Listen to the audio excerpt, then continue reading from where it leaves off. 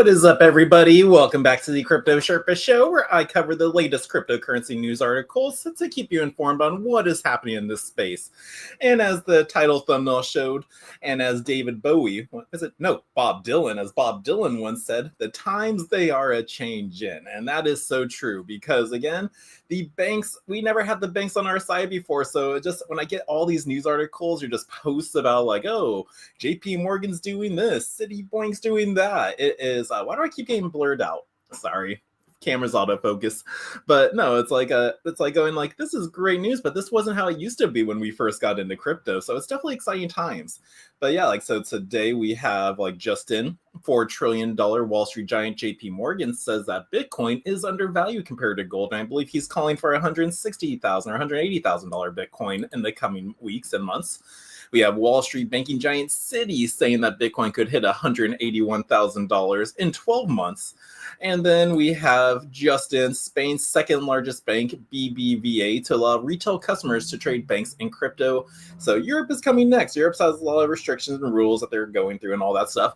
But no, we've never had these banks like a part of this journey with us. It's always been a hard journey. And I hate this camera, why it does that sometimes. So sorry guys for you tuning in live. My camera's autofocus just keeps coming in and out.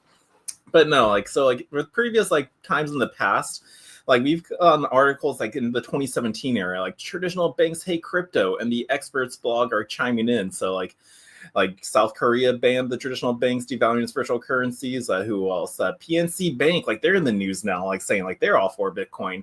They recently threatened one of their customers for purchasing Bitcoin. Even back in the day, banks were trying to discredit Bitcoin because they didn't have the competition beforehand. So now they're discrediting it. And then we also had JP Morgan just always calling it a fraud, claims that cryptocurrency was only fit for drug dealers and murderers and people living in North Korea. So big flip-floppy because, which one was it? Was it this one? Yeah, JP Morgan. Totally different story. So the times are changing, and where we're heading is this bullish news for Bitcoin. Because again, full worldly adoption is here, guys. So if you're not holding any Bitcoin, just get some now. If you need help, join the Bitcoin Bend Crypto Club. We have locations in 5 different areas, more coming. We also have ways to help you buy Bitcoin, confidential Bitcoin too, without going through exchanges and having the government, IRS know what you're doing out there. So we have programs there. You can check them out at bitcoinbend.io. So if you need help, just get it. Because again, you do not want to be left holding no Bitcoin. And again, Bitcoin's a scarce asset. There's only 21 million and that is it. So these guys keep gobbling it up. They're making it accessible now for their clients. And again, Bitcoin's just going to keep going. But yeah, speaking of Bitcoin and everything, who's liking the price? We were so close to 120,000. Bitcoin is currently sitting at $119,983. We just keep on going up. So we've been experiencing a 7-week low, but we're now expected to see a Bitcoin closes in on the 7-week high right now. So let's go through this article, see what Cointelegraph's technical analysis have to say, because usually I don't study the technical analysis sheets. I just follow the news.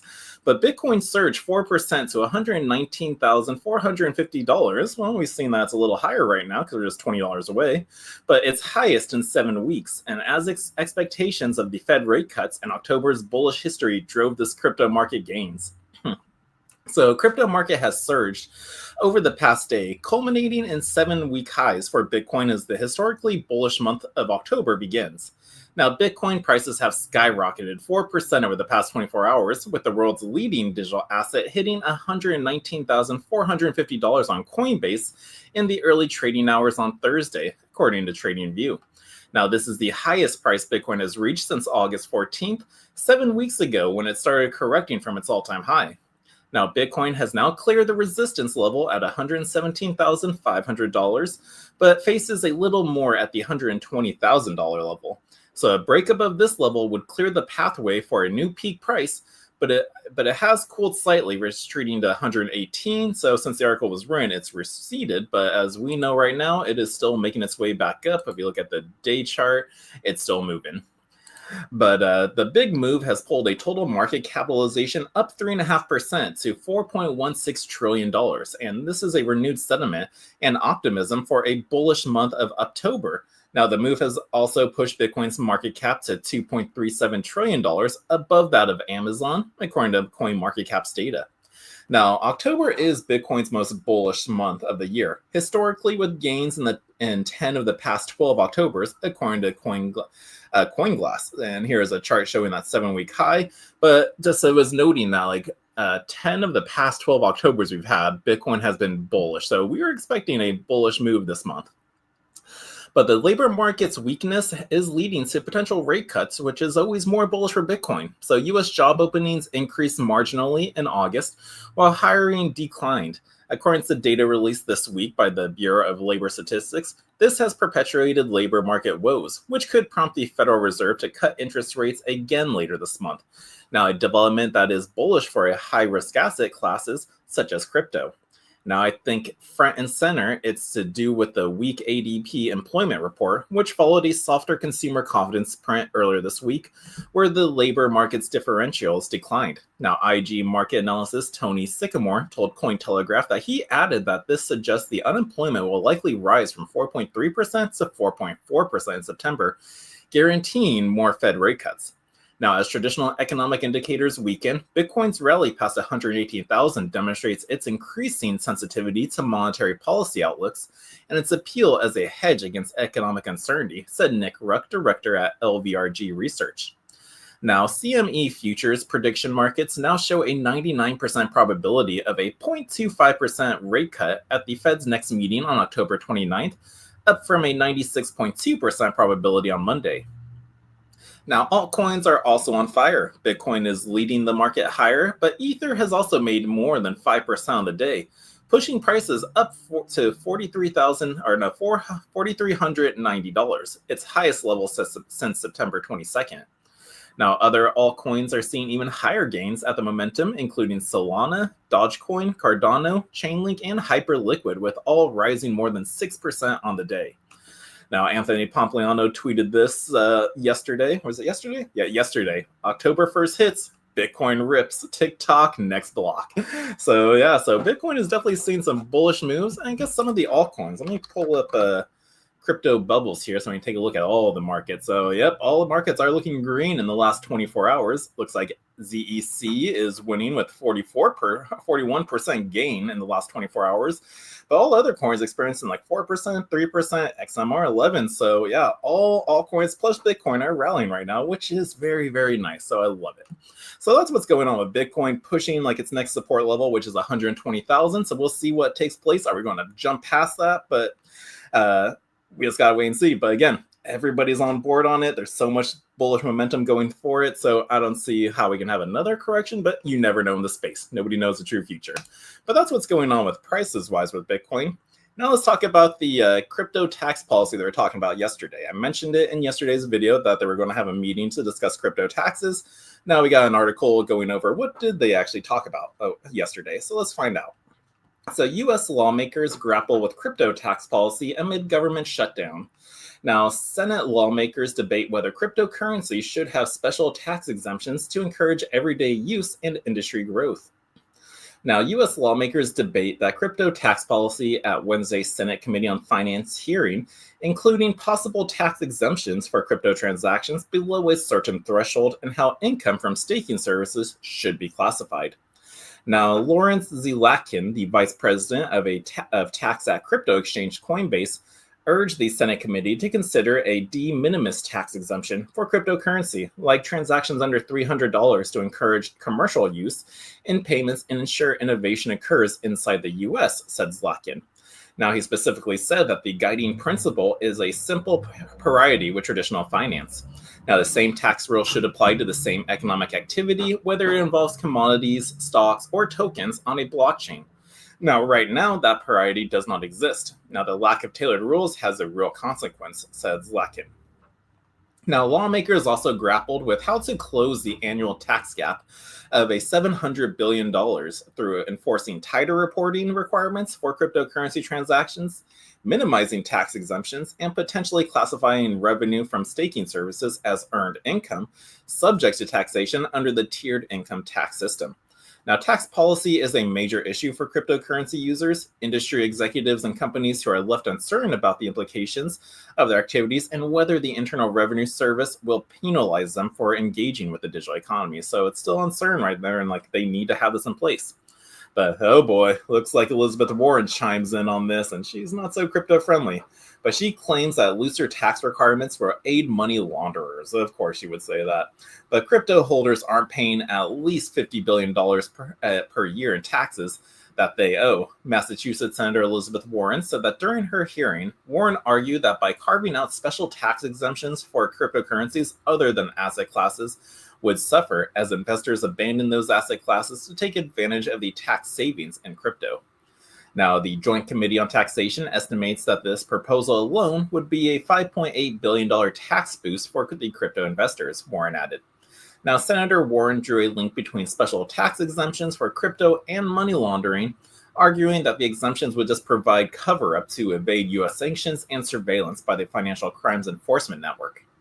Now, she concluded by saying that no special tax exemption should be granted for digital assets and that all the money made from crypto transactions should be taxed under the existing policy framework governing securities and commodity investments. So, yeah, that's of course her point of view on that. But no, so there's always going to be the people fighting against this still. But again, they're still just so uninformed of like everything going on. Sure, that's maybe a little piece of the pie, but it's not the whole picture. So it's kind of like the whole system where we're catering to the 1% out there when the bigger picture doesn't want to be a part of it. So she's part of that one little percentile who's still fighting against cryptocurrencies, but eventually she will be utilizing it if she survives. And if she lives long enough, like she will be forced to use it. Like it's inevitable. Everyone will be using cryptocurrencies and blockchain technology at some point in their life now. So it's better just to get involved and on board now, start learning about it, educating yourself on it, and just not listening to what the old people said. Because again, like we saw with the articles back in the day, banks would manipulate it by trying to debase it, like give it false narratives. They would call it rat poison squared. So again, that's still like the old narrative that some of these older generational people who are still against crypto just do not understand it. That's all they know. So they never actually did the study and go, this isn't just used for criminals, or this isn't such a big energy crisis for using Bitcoin mining. So these guys still just need to be educated, but they're still going to play their fight and their role in this. But that's what was discussed yesterday at the crypto tax policy, or whatever. What was that event called? The Lawmakers Debate Wednesday. So that's what was discussed yesterday about the Senate Committee on Financial Hearing. Now, let's switch it up about tax policy or whatever. But how does crypto and Bitcoin like narrative get seen in the mainstream, and how does it get influenced?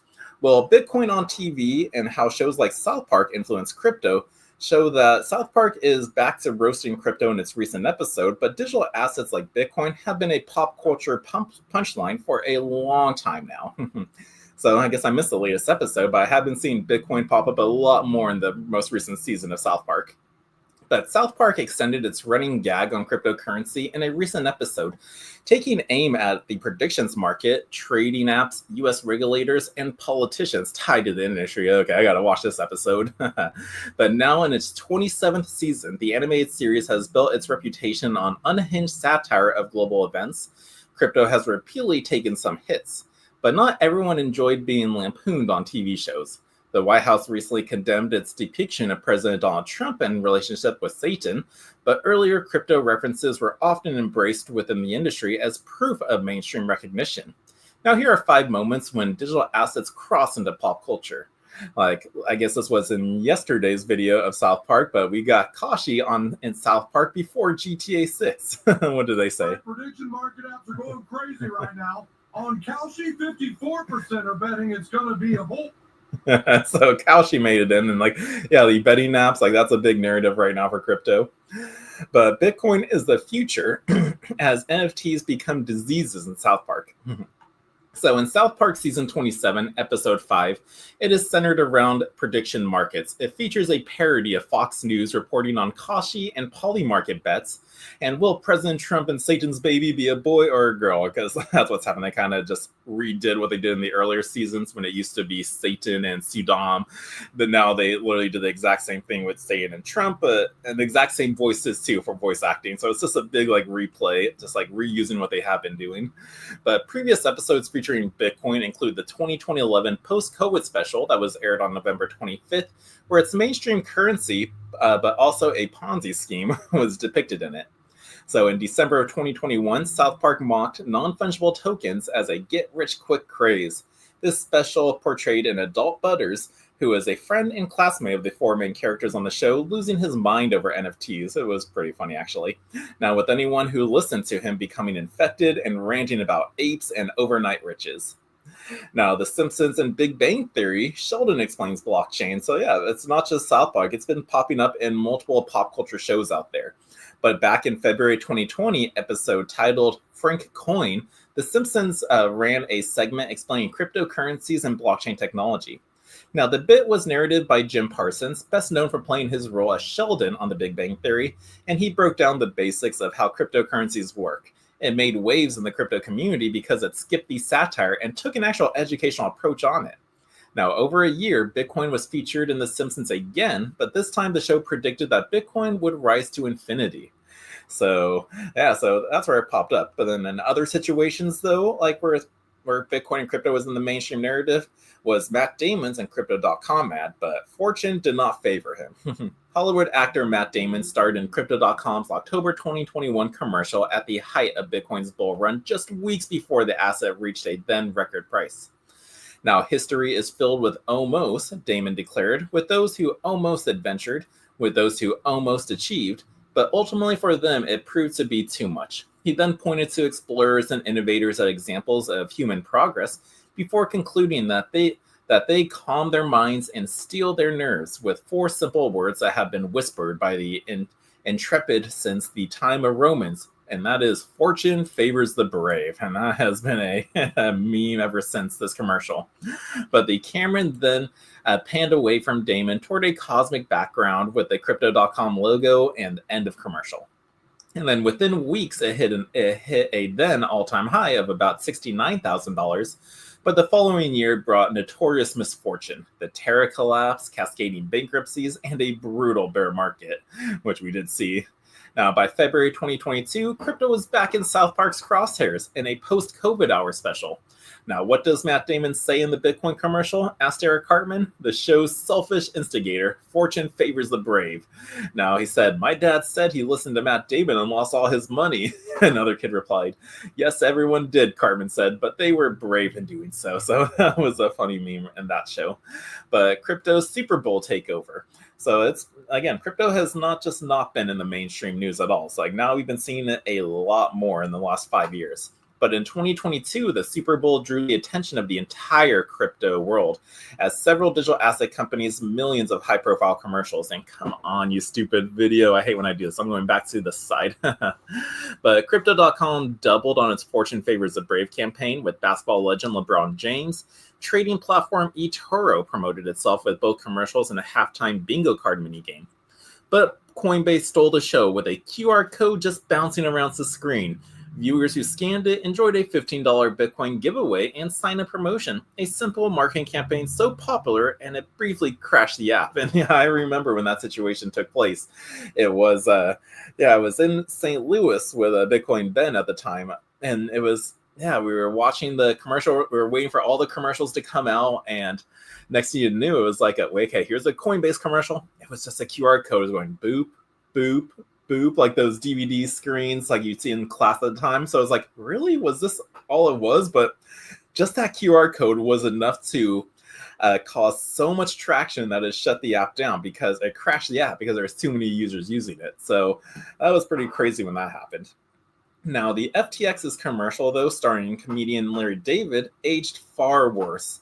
So in the ad, David dismissed transformative inventions throughout history, like the wheel and the fork, and the final bit of ingenuity was FTX, which he again rejected. Now, it's a safe and easy way to get into crypto, someone told him, and he just replied, I don't think so.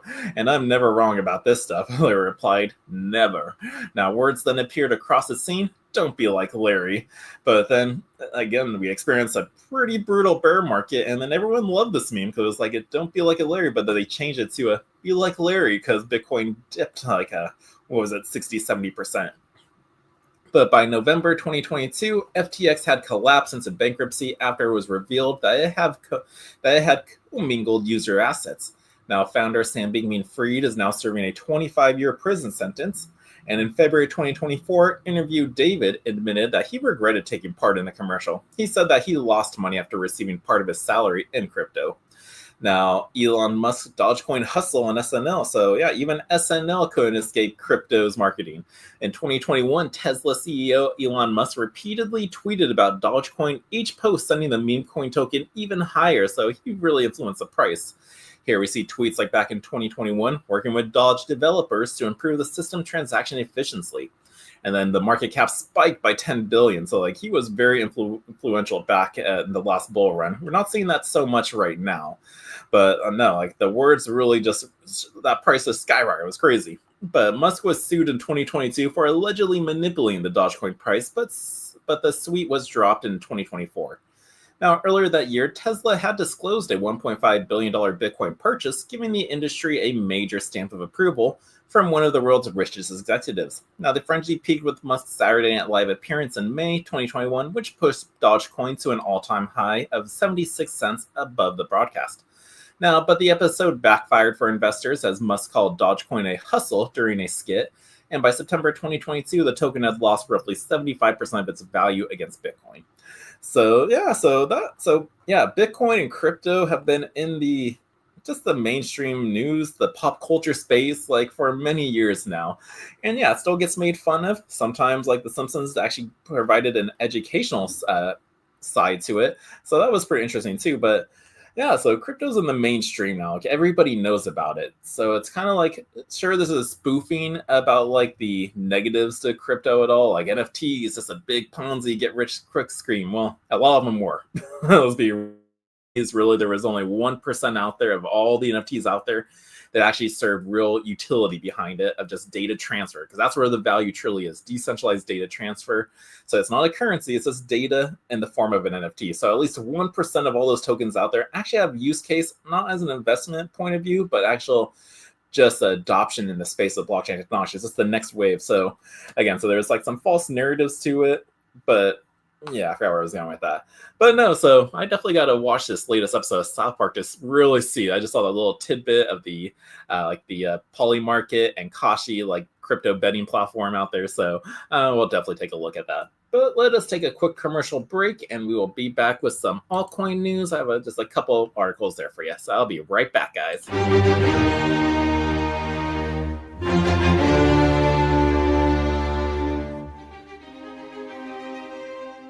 For years, banks promised innovation, but they gave us fees and friction and fine prints.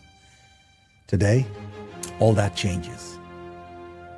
Introducing Private Key Bank from Bitcoin Ben's Crypto Club, the world's first Bitcoin native credit union. Rebuilt from the ground up in the heart of El Salvador, a place where your Bitcoin isn't just stored, it grows. Earn 4% interest paid in Bitcoin, compounded, secured, and accessible. No middlemen, no hidden games, just your money working for you. Send funds across borders instantly, without SWIFT codes, without currency conversions. Pay anyone, anywhere, with a tap of a finger. This isn't banking as usual. This is freedom, beautifully engineered. The future of finance is finally here.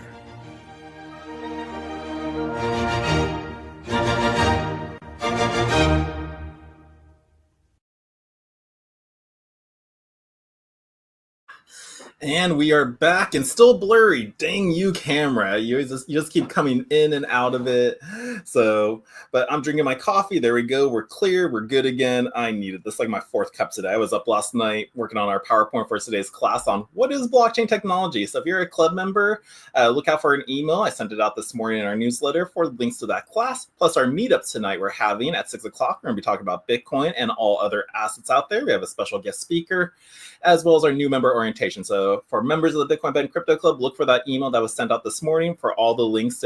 Stay tuned and stay informed on what's going on in the space. But let's continue on with the news now. I'm into the altcoin space now, and one of my coins I do like, sorry I don't produce separate videos for him anymore, but the Theta Network. We got some news on them and updates, so key partnerships and platform enhancements.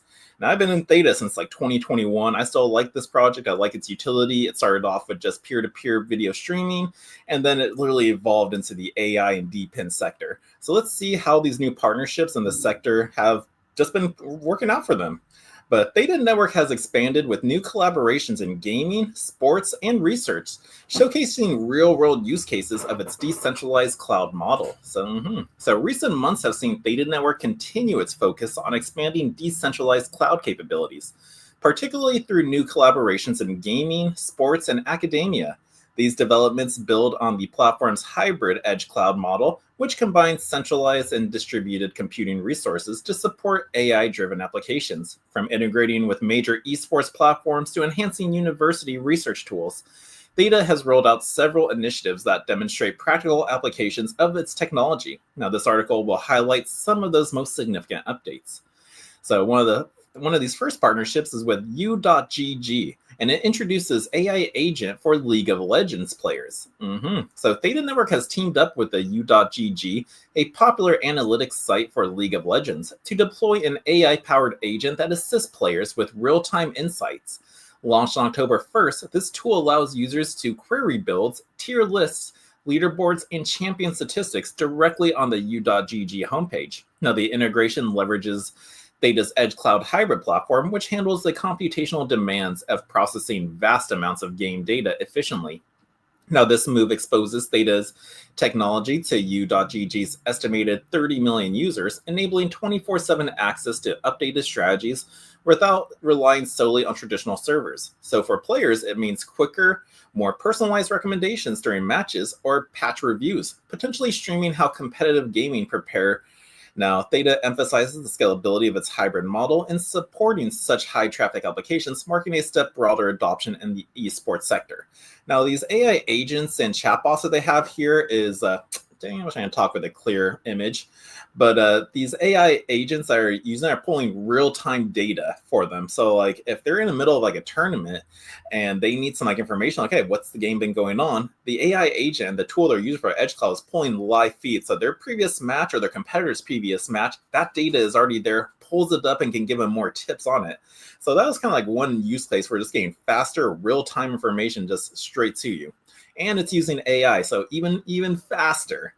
Now let's talk about some other partnerships. So Philadelphia Union rolls out Theta-powered mobile app. So in late September, Major League Soccer Philadelphia Union introduced a new mobile app powered by Theta Network. Now consolidating fan experiences into a single platform, available on both iOS and Android, the app offers features like ticket purchasing, management, and scanning, with plans for deeper integration with SeatGeek becomes the club's ticketing provider next season.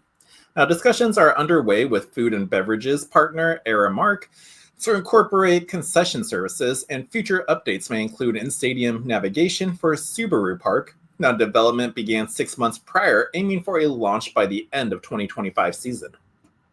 Now, just ahead of heightening interest expected from the upcoming World Cup in the US, the app's design focuses on retaining new fans post-tournament by providing easy access to match highlights, news, and community features. Now, Theta's involvement ensures robust backend support for handling user data and media streaming, illustrating how decentralized tech can enhance sports for engagement without overwhelming central systems.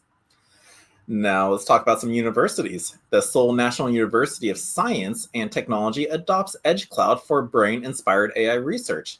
So in mid-September brought news of Seoul's University of Science and Technology joining Theta's academic network by incorporating the Edge Cloud hybrid platform into its BRAIN lab operations. Now, the lab, which specializes in brain-inspired artificial intelligence, uses Theta's tools to process complex neural network models most cost-effectively than traditional cloud services. So this partnership allows researchers to distribute computational tasks across a global network of edge nodes, reducing latency and expenses for their experiments involving large data sets. Now, Seoul's tech's adoption highlights Theta's appeal to institutions seeking scalable alternatives for AI workloads. With potential applications in fields like neuroscience and machine learning, the collaboration includes access to Theta's mobile edge capabilities, enabling device processing that could accelerate prototype testing as part of a growing list of university partners Now, this development underscores Theta's role in supporting advanced research without constraints of centralized infrastructures. So yeah, so like with this partnership, it's like the usual AWS cloud-based like services are very pricey, and these guys are studying this technology, so they want to be able to use a platform or technology with cheaper fees to be able to use just to do more tests and save money on the end of it. So using Theta's Edge Cloud is also saving companies and universities money in their testings. Now, is there any other partnerships? Yeah, so we even have Emory University leverages Edge Cloud for its Melody Lab initiative.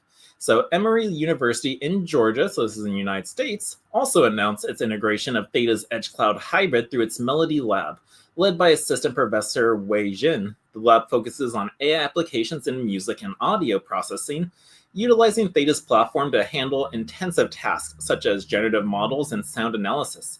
Now, this setup provides the lab with hybrid computing resources that blend cloud efficiency with edge node distribution, allowing for a faster iteration on research projects. Now, Emory's decision to join Theta's network reflects a broader trend among US institutions toward decentralized solutions for data-heavy AI work. Researchers can now scale experiments involving vast audio libraries without prohibitive costs, potentially leading to innovations in areas like automated composition or acoustic simulations. Theta's support includes tailored optimization for academic environments, ensuring compatibility with existing workflows and fostering collaborative opportunities across the partner institutions. Now, additional developments and platform upgrades and collaborations. So outside the partnerships, beyond these headlines, partnerships with Theta Network has pursued several other enhancements to bolster its ecosystem. In late August, South Korea's Ewha Women's University became the latest academic adopter, incorporating Edge Cloud Hybrid and Mobile Edge Network for AI-related studies, which expands Theta's footprint in Asia. Researchers circles that this follows a pattern seen in early integration, such as Yonsei's University, which uses the AWS Trainium chips and Edge Cloud for recommendations in AI systems it announced in early August. Now, on the software front, Theta's released updates to multiple tools, the Android Edge Node app, which reached version 1.2, improving compatibility with Edge Cloud, enhancing stability for extended jobs, and adding support for Android 16. Similarly, the Android Wallet app updates to version 5.3.0, optimizing for the edge-to-edge devices, and full Android 16 compatibility. The Guardian Node software advanced to version 4.1.0, featuring binary upgrades for better stability and network improvements to handle up to 10 times more nodes, paving the way for the network expansion.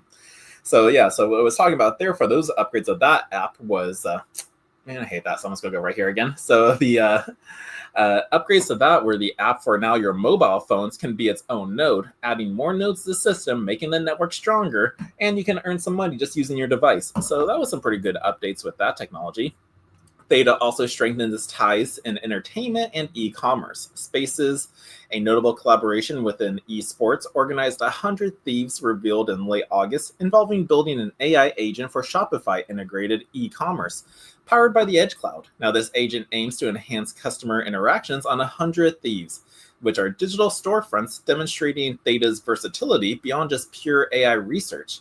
In sports, a high-profile partnership with French football club Olympique de Marseille was formalized in mid-August, including the launch of an AI-powered mascot and the club's operation of Theta's validator node. Now, looking ahead, Theta's annual unstake of tokens is set to fuel further platform growth and decentralization efforts. So over the past year, the network has onboarded customers from prestigious institutions like Stanford and NTU Singapore, signaling sustained momentum that these updates collectively show that Theta's commitment to practical, scalable solutions in a decentralized computing, offering readers actionable insights into how developers and organizations can engage with their platform, whether through node staking, app integration, or academic collaborations. So that's what's been going on with Theta Network, for those of you that have been wondering and been following my channel for some time, because yeah, in the early days, I would have Theta Network channels, Divi updates, and then individual news articles. But yeah, so there's really no news on Divi. I'm just holding that one. But Theta news comes up on it. But I like when they like throw it all together in this one article here for you, so we can really get just a big idea going, whoa, Theta's been still doing a lot in these bear market times. So you may not hear people talk about it, but Theta's still killing it. I think it's going to be a big sector. I think it's going to be big with the AI, music, literally all of it. It's like literally going into all the fields out there, but they are definitely a growing business. Now let's move over to some XRP Ripple news. Looks like Ripple CTO David Schwartz is to step back and remain on the board as CTO Emeritus comes in. So Ripple's Chief Technical Officer is stepping down, but will stay on the board while continuing to code and explore new use cases for XRP. So I think the community, I saw some articles talking about this, so I just want to find a full article about it, but the community is feeling a little speculative. It's like, where's the future of Ripple going? David Schwartz is leaving the Chief Technical Officer position. But let's just hear why this is taking place. So Ripple Chief Technology Officer David Schwartz said that he will step back from his day-to-day duties at the end of the year after more than 13 years at the company. Now, the announcement was made in a post on X on Tuesday, where Schwartz described the move as a personal inflection point after 4 decades in technology. Now that the time has come for me to step back from my day-to-day duties as Ripple CTO at the end of the year, he wrote, but be warned, I'm not going away from the XRP community. You haven't seen the last of me, now or never. So he's not going anywhere. But after consulting for the NSA, Schwartz began working on the XRP ledger in 2011 with Arthur Brito, Jed McCaleb, and Chris Larson, calling his time with Ripple a wild ride. Schwartz said that he looked forward to spending more time with his family and returning to his hobbies. Now, the last few months I've been tinkering on the side, spinning up my own XRPL node and publishing its output data, researching of other use cases for XRP, he said. Now, after stepping back from Ripple's daily operations, Schwartz said that he will take on a CTO Emeritus role and join Ripple's board of directors. Now, Schwartz did not respond to requests for comment by Decrypt, but in an August interview with Decrypt, Schwartz highlighted what he sees as the ledger's strongest tailwinds, and that is tokenization of real-world assets, institutional stablecoin adoption, and curated on-chain features designed for enterprises. Now, there will be use cases where digital assets like XRP and Bitcoin make sense, but where volatility is either an advantage or not a disadvantage, and then other cases where a more stable token like the RLUSD or another stablecoin will make more sense. Now, Schwartz said that you'll see enterprise use cases in everything from trade finance to tokenized real-world assets. Now, Schwartz also addressed misconceptions that have dogged XRP over the years. So by far, the biggest misconception is that Ripple somehow controls the ledger. He explained that XRP ledger has been running since 2012 with a global set of validators, most of them not affiliated with Ripple at all. Now, in his farewell, Schwartz also praised Ripple's president, Monica Long, executive chairman Chris Larson, SVP of engineering, Dennis Jarosh, and the wider XRP community. Now, I have total confidence in the next generation of leaders and builders, including Dennis Jarosz, Ripple's senior vice president of engineering, and far too many others to name in the XRP community who will carry the torch, he said. So he's stepping down from the CTO position, but will still be on the board. And yeah, he still plans on working with the XRP community. He's not going anywhere. And yeah, he's still just thinking of new ways where XRP can definitely thrive. So again, real world assets, the stablecoin market, and there was one others I forgot. I literally just read the article. But that's what's happening on the Ripple side. And currently, Ripple's price is still the number 3 by market cap and is at $2, up $3.03 right now. So it's still holding that number 3 position. Now let's go over our final article of the evening, which is, never mind, not our final article. Actually, yeah, let's make this our final article. But we have 1inch swaps API integrated into Coinbase app for retail DEX coin swaps. Now, this is a decentralized exchange token that I didn't get into, but maybe I should with this new news coming out for it. Because again, like I'm taking my bet and chance on DEX coins out there. I'm not telling you to throw your money in DEX coins at all. I'm just saying I'm putting my money in there. I'm okay if it goes to 0. But I want to take a chance on this one right here. So let's take a look at this article. So Coinbase now uses the 1inch swap API. So that's a massive new audience for decentralized swaps and the tech that's scaling DeFi. Now top rates, massive liquidity, and true self-custody. Let's find out more. So this move expands Coinbase's decentralized exchange functionality, enabling users to conduct Swift token swaps directly within the platform. Now, Coinbase expands on-chain access. So Coinbase recently rolled out its decentralized exchange feature, allowing customers to engage with on-chain assets through a self-custody wallet built into the app. Now, by deploying the 1inch swap API, Coinbase said it provides users with direct non-custodial token swaps, lowering the barriers to DeFi while expanding access to liquidity. Now, this integration with 1inch is a significant step forward in bringing on-chain trading to our users. said Scott Shapiro, a head of trading at Coinbase. Now, together, we're enabling seamless access to DEXs within the Coinbase app, which will bring millions of our users on-chain. Now, institutional-grade DeFi is what they're getting. So the launch underscores 1inch's broader strategy to grow its SaaS-based 1inch business segment, which acts as a gateway for institutions from traditional finance to centralized exchanges to incorporate advanced DeFi infrastructure with major firms like Coinbase adopting its solutions. Now, 1inch is positioning itself as a key access point for the industry. They say that we are no longer just looking to unify DeFi. Our vision extends to all financial markets, said Sergey Kunz, 1inch co-founder. Now, 1inch's non-custodial swap products are the ideal solution for centralized players across both crypto and TradeFi, as the move is to bring assets on-chain in a seamless and secure way. And it's great to see Coinbase getting ahead of the shift that others will inevitably follow. Now, why does it matter? The partnership highlights two major themes shaping crypto today: the shift of centralized platforms toward on-chain offerings and the growing demand for liquidity and efficiency in token trading. Now, for Coinbase, it represents an effort to bridge its 100 million plus user base with DeFi markets. For 1inch, it solidifies its position as a preferred infrastructure provider for institutions entering the decentralized markets. And as DeFi infrastructure integrates more deeply into the mainstream, platforms users can expect improved accessibility, reduced costs, and stronger security factors that are critical for adoptions at scale. So that is what's going on with 1inch out there, this decentralized exchange partnering with the Coinbase SaaS. So again, it'll make trading, swapping your tokens out cheaper, probably faster, and just gives you a little bit more access, more exposure with the Coinbase community. Because again, Coinbase has 100 million plus active users on them. So by making this partnership, this is kind of bullish news for 1inch swap. So again, I'm not saying get this coin. I'm just taking a look at it. It's all coin news, and I like covering everything that goes on in the space. So that is it for the news today. Bitcoin is currently at 119 as we end this 800. So we're starting off the 120,000 mark. That's that support level we will be looking for. We are at a fear and greed index at 51. So people are neutral, but this has been spiking up from the fear territory it was at last week. So we shot up 10 points there. But everybody, thank you for tuning in. Joe from California, thanks for coming in. And yes, it was an awesome chat we had. And Pam, thank you for stopping by, catching the end, or maybe you've been here the whole time. But everyone, have an awesome Thursday. And again, if you're in the Sarasota area, stop by tonight for our crypto meetup. We look forward to seeing you, and I will see you guys tomorrow with some more crypto. In a world where your data is constantly under attack, one company stands for your digital freedom. Introducing Calyx Solutions, your gateway to ultimate online privacy and secure cryptocurrency trading. Meet the Liberty Laptop.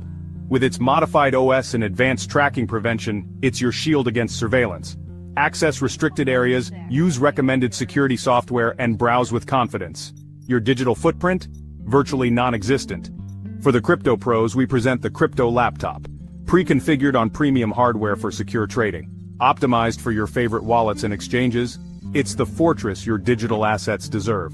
Both laptops come with expert individual training and support. You're never alone in your journey to digital empowerment. At Calyx Solutions, we put you in control. No more worrying about data breaches or compromised transactions. Ready to join the revolution? Visit calyxsolutions.io and choose your perfect laptop today. Plus, become an affiliate and earn while sharing the power of digital freedom. Calyx Solutions. Unlock your digital freedom. Give us a call or text at 702-845-8276 or visit us directly at calyxsolutions.io.